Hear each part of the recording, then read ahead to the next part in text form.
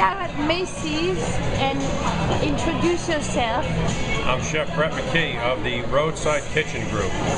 Just chilling out in New York today. Did a couple of little events up here, and now we're talking olive oil and olives. Explain where is the roadside. The Roadside Kitchen right now, we have 2 in Charleston, South Carolina.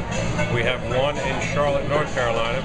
We're going to Nashville, Tennessee. I'm actually going right after this meeting. I'm going out to Brooklyn. I'm from Brooklyn originally, so we're going that whole roadside. The boy came home. So I'm looking at Brooklyn, Pittsburgh, Albuquerque, Indianapolis, really whatever road you travel down, you can look at all of my social networking. You have a location, I'm coming to your town. So we sent you a package of the olive oil at your restaurant, at your office, and you had a chance to taste the olive oil, the olives, and can you please explain if you like, and also I want to talk to you about the Agape fundraising label after that, but I wanted to have you. The product itself was delicious, and not only did I taste it in my office, I have my assistant, my director of operations, my partners, we all tasted it, and everybody is an olive fanatic in my office. Just the flavors, it wasn't too much of an overbearing olive flavor. It was subtle.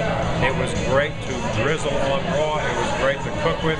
The olives, unbelievable. I made an eggplant campanata with these olives, and that campanata was just so delicious. I actually did that with a fennel and pepper encrusted yellowfin tuna with the sauce puttanesca. I used some of the olives in the puttanesca, and then the eggplant campanata, put quenelles in there. So a great little dish using these olives for drinks, just for eating as a little holiday hors d'oeuvre. Lay some of these out with some sun-dried tomatoes, a little fresh mozzarella. You can't beat the product. So now what we're talking about, I probably do over 100 charity events a year, and I do them all over the country. But just this year, I'm starting my own charity, and it's called Dinners on Us. And I started about a year ago with an idea. I was the last person in a grocery store, and I was with my kids, and we saw how they were throwing away all of the product, all the salad bar, all of the pastries, everything that they didn't use, they threw away. And in my charities, going to conventions, I realized they throw food away. I have friends of mine that own a couple of 100 fast food restaurants, both burgers, chicken. So and I realized how much food restaurants, convention centers, grocery stores throw away every year. I had some friends of mine who are lawyers, politicians, and it took us a year to get this covered under the Good Samaritan law. So now what we're going to do is have trucks, and we're going to work with the Charleston Low Country Food Bank, the Crisis Ministry, Meals on Wheels, all of these things. We're going to travel around, and we are going to pick up what otherwise would get thrown away and use this to feed. In this economy, you never know. It's not your stereotypical person that's hungry. It could be your neighbor who you don't know hasn't had any food. I've had several people who follow me on this social network that have been in the $250,000 money-making range, lost their job in this economy, and now are hungry. So what we're going to do is we're going to feed the hungry. And what I'm thinking about doing now is we're going to use some of this product. And also create your own fundraising label. Yeah, we're going to create our own fundraising label. We're going to put my pretty face right on it.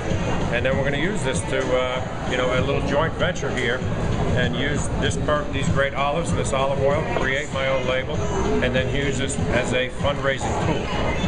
So coming soon, you'll see my pretty face on that bottle. Also, I want to touch on one of the function we have is that and I know you also are an educator, and we really would like for you to consider, and I'm sure you already have scholarship, but one of the percentage of the labels we are developing with other personality like Alicia Keys, also a percentage go to underwrite education scholarship fund for youth to go into the arts of culinary arts, because well, again, what I am is I'm on the board of Trident Technical College in Charleston. I was one of the founding culinary chefs at Trident Tech.